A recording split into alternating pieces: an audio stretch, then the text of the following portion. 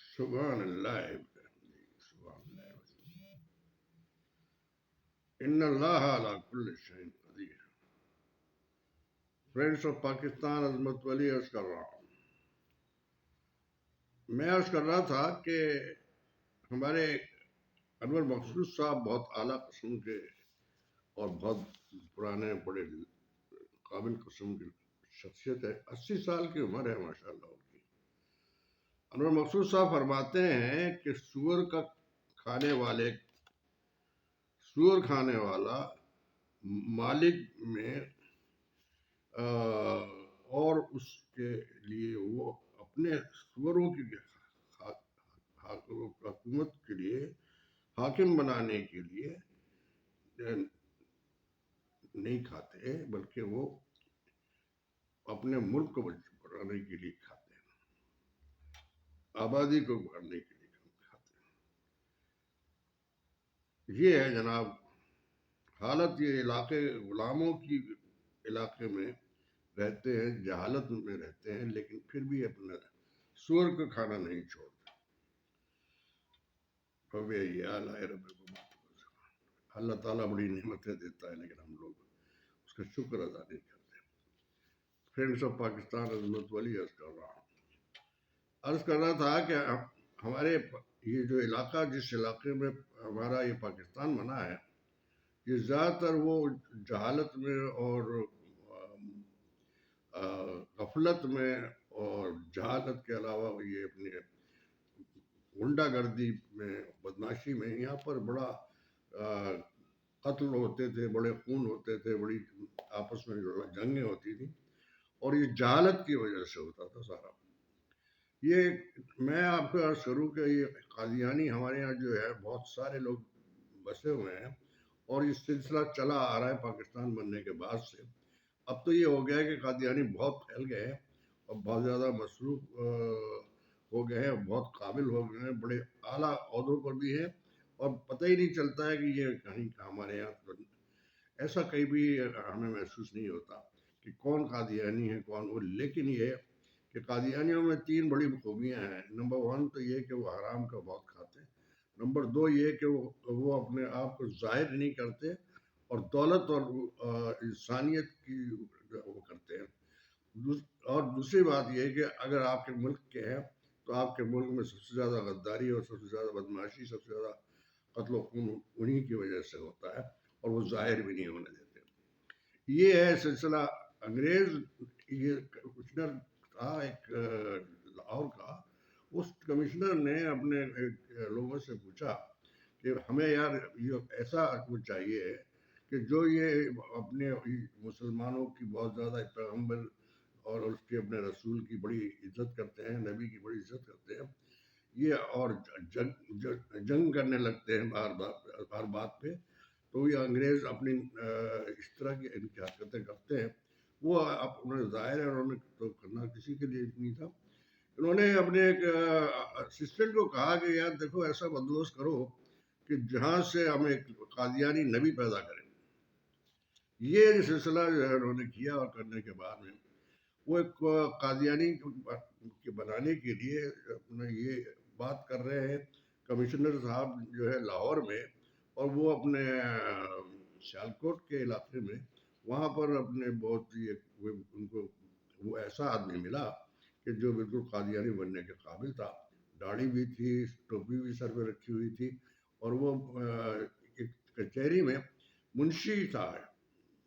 اسے کہا گیا کہ بھائی تم ایسا کرو، ہم تمہیں وہ بناتے ہیں اور بڑا عہدہ دیتے ہیں، بہت بڑی عہدہ دیتے ہیں. تو یہ جناب وہاں پر اپنے ربوہ ایک جگہ ہے، وہاں پر ربوہ میں وہ جناب انہوں نے اسے پہ لے جا کر کے آباد کیا.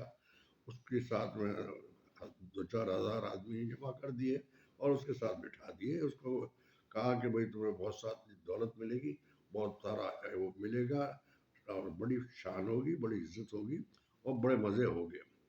ایسے ہی ہوتا ہے. وہ کرنے کے بعد میں وہ سلسلہ جو ہے ماشاءاللہ شروع ہو جاتا ہے. اور کمشنر کا جو آرڈر ہے، وہ یہ ایک کمشنر انگریز کا جو کمشنر کا آرڈر ہوتا تھا وہ بہت بڑی بات ہوتی تھی. اس آرڈر کو فالو کرنے کے لیے باقاعدہ ایک مسلمان ہی اس کے ساتھ لگ گیا اور اس نے اس کو لے جا کر کے، اس کا نام مرزا محمد شفیع تھا، انہوں نے اس کا مرزا محمد احمد احمدی رکھ دیا، اور رکھنے کے بعد میں اس کو اپنا وہاں پر ربوہ میں چھوٹا سا پلاٹ تھا، اس پلاٹ کے اوپر وہ خرید کے اس کو دے دیا، اور وہیں پر ہی اس کا ایک حجرہ بنا دیا۔ اس حجرے میں جناب بڑی بڑی آہستہ آہستہ اس کو بڑھا بڑھا کے، یہ 1934 کی بات کر رہا ہوں، جہاں انگریز کی یہاں حکومت تھی، اور اس کے علاوہ یہاں پر جو اپنا رنجیت سنگھ کی لاہور اور پنجاب میں مجھے رنجیت سنگھ کی حکومت تھی، جو باقاعدہ انگریز نے ان کو کہا ہوا تھا کہ آپ حکومت کریں، لیکن یہ علاقہ سارا جاہلوں کا اور بڑے بڑے بیوقوف اور پاگل قسم کے لوگ کام کرتے تھے یہاں پر، خاص طور سے بڑے سکھ بڑے بہت اپنے وہ تھے، رولر تھے، ہندو بھی یہاں پر تاجر تھے، اور یہ جو لوگ تھے مسلمان، جو ہمارے جن لوگوں کو جہاں پر یہ قادیانیوں کا سلسلہ ہو رہا ہے، تو ربوہ میں یہ لوگوں کا آہستہ آہستہ بتایا گیا، اور آنے کے بعد میں ان کو یہ ان کی آبادیاں بڑھتی رہیں، اور بڑھ بڑھ کے جناب ان کو پیسے جاتے تھے، دولت جاتی تھی، ٹیکس جو ہمارا ہوتا تھا اس ٹیکس سے پیسہ دیتے تھے وہ، اسی ٹیکس ظاہر ہے انہوں نے کون سے اپنی جیب سے دینا تھا۔ غرض یہ کہ سلسلہ چلتا رہا، اور چلنے کے بعد میں حقیقت یہ تھی کہ پاکستان بننے کے بعد یہ علاقہ بہت ہی زیادہ سرسبز ہو چکا تھا، بڑی بہت آبادی ہو گئی تھی، لاکھوں، اور یہاں پر ہندو بھی کنورٹ ہو رہے تھے، مسلمان بھی کنورٹ ہو رہے تھے، ہندو بھی زیادہ وہ نہیں تھے، غریب تھے، اور اول تو ہندو کم بہت تھا یہاں پر، رہائش اتنی نہیں تھی، مسلمان بہت تھے جو جہالت میں گرے ہوئے تھے، جو سور کھانے کے لیے بھی تیار ہوتے تھے، جو اپنا چوری اور ڈاکہ بھی مارتے تھے، اور الگ غلط کام بھی کرتے تھے، یہ ان کا سلسلہ چل رہا تھا۔ لیکن جب یہ قادیانی بنے تو قادیانی بن کے ان کی دولت بہت ہو گئی ان کے پاس، یہ اپنی بیٹیوں کو بیٹیوں کو بیچتے بھی نہیں، بلکہ بیٹیوں کو یہ شادیاں کرتے، اور لوگوں کو لالچ دیتے کہ پیسے بھی دیں گے، دولت بھی دیں گے، اور تمہیں کاروبار بھی دیں گے، اور تمہیں اپنا لڑکیاں بھی دیں گے، مطلب شادی بھی کریں گے۔ یہ سلسلہ انہوں نے یہاں پر چلایا تھا، وہ چلتے چلتے پاکستان جب بنا ہے تو بہت میجورٹی میں بہت یہ ہونے لگے تھے، خاص طور سے پنجاب کے اس علاقے میں، اس کے علاوہ کراچی میں بھی میں نے دیکھا تھا ایک مسجد ان کی بنی تھی، بلکہ ایک دفعہ لیاقت علی خان مرحوم کے زمانے میں ہوا یہ تھا کہ جناب وہ وہاں پر ہندو مسلم رائٹس کی بجائے ایسے رائٹس ہو رہے تھے جس میں قادیانی اور مسلمان لڑ رہے تھے، جو مسلمان ہمارے تھے انہوں نے اس طرح کی نمازیں پڑھنے پر اعتراض کیا تھا، تو باقاعدہ بہت آگے بڑھ گئی بات، اس طرح سے لاہور میں اور پنجاب میں بہت جنگ ہوا کرتی تھی قادیانیوں کی اور مسلمانوں کی، یعنی قادیانی مسلمان نہیں تھے، وہ منکر ہو گئے تھے اللہ کے نبی کو چھوڑ کر کے، وہ خود اپنا نبی بن گیا تھا، اور اسی طرح پھر ہمارے ہاں یہ بھی چلتا رہا کہ جناب ہمارے وہ زیڈ بھٹو اپنے اس میں لکھتے ہیں، اور ہم نے خود ان کے اس میں سنا بھی ہے، زیڈ بھٹو کو اپنی ایک جو ہماری وہاں پاکستان کی ساری پارٹیاں اس کے خلاف ہو گئی تھی، اور وہ اس کا نام تھا PNA نے اعتراض کیا تھا، اعتراض نہیں کیا تھا بلکہ ڈیمانڈ کی تھی کہ یہ شراب خانے بند کیے جائیں، کلب بند کیے جائیں، فلانے بند کیے جائیں، اس کے علاوہ یہ ڈیمانڈ بھی کی تھی کہ صاحب یہ قادیانیوں کو ان کو کافر قرار دیا جائے۔ زیڈو بھٹو نے یہ سب کہا کہ میں امیر المومنین ہوں، میں اپنے شراب بند کر دوں گا، یہ بند کر دوں گا، اور سارے ایسے کاروبار جتنے بھی تھے وہ بند کر دوں گا۔ وہ اپنی کرسی کہہ رہا تھا میری بہت مضبوط ہے، اور میں کرسی پہ، وہ کرسی اور وہ تکبر اور وہ اکڑ جو تھی وہی اس نے مار ڈالا۔